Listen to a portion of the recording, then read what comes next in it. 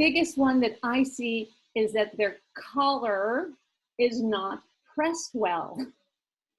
So perhaps they washed it and they didn't iron it.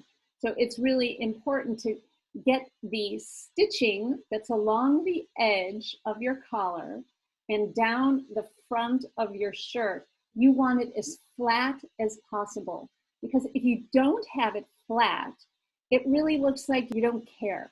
Then maybe you shouldn't be wearing that type of shirt. Maybe you should be wearing a knit shirt. By having that pressed really, really well, it looks like you care. It's clean. Also, you want to make sure that your button isn't buttoned too low, ideally above your chest hair, either the first button or sometimes the second button. It depends how much hair you also have on your chest and how formal or casual or relaxed the event or gathering that you're participating in. The other thing is, one of the questions I hear all the time is, should I roll my sleeves up?